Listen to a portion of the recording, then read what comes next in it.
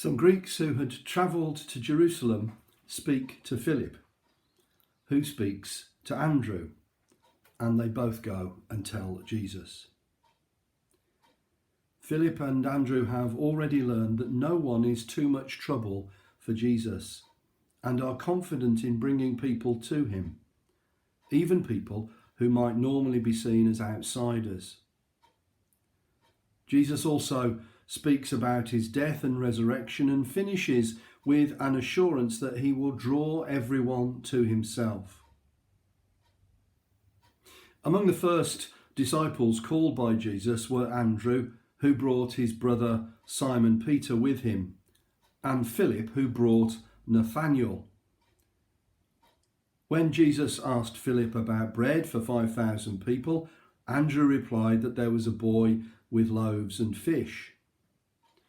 This companionship emerges again as Philip consults Andrew about the Greeks, perhaps Gentile God-fearers such as Cornelius, Lydia, and Titius, Justus, in Acts 10, 16 and 18, who ask to see Jesus. Philip and Andrew tell Jesus about them, and what Jesus says about the significance of his death anticipates the mission to the Gentiles, the means by which he will draw all people to myself.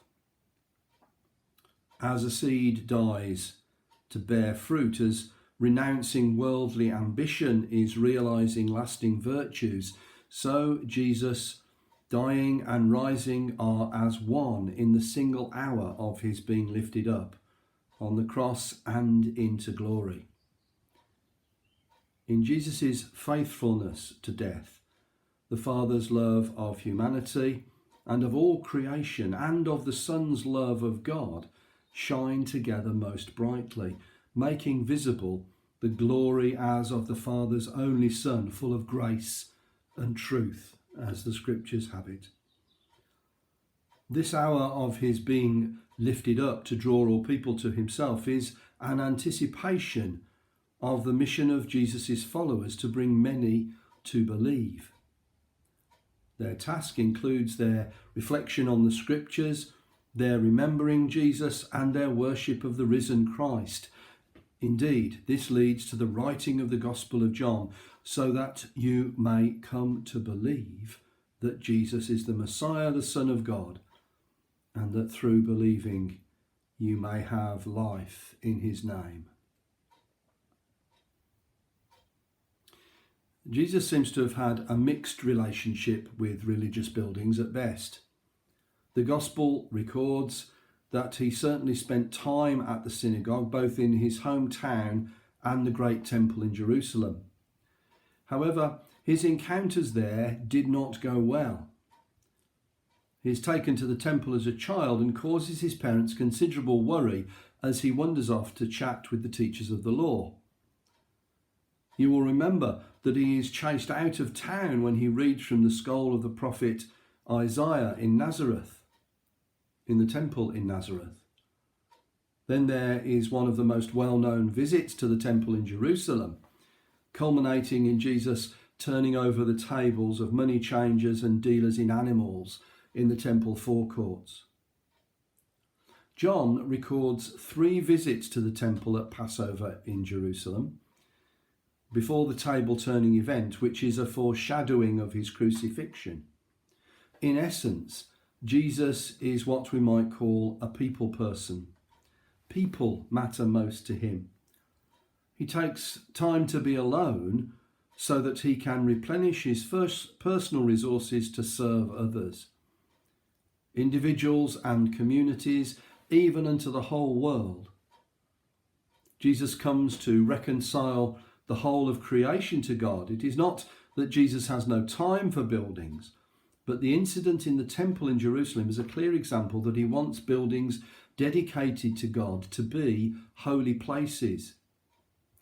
The hymn we've sung, "Let us build a house where love can dwell," wonderfully sums up my views on what any of our church buildings are for. Our buildings and all that we are and have are to be used to draw people to Jesus himself. This is at the heart of our calling and the mission of our local churches. Let us build a house where love can dwell and all can safely live, a place where saints and children tell how hearts learn to forgive, built of hopes and dreams and visions, rock of faith and vault of grace. Here the love of Christ shall end divisions. All are welcome in this place.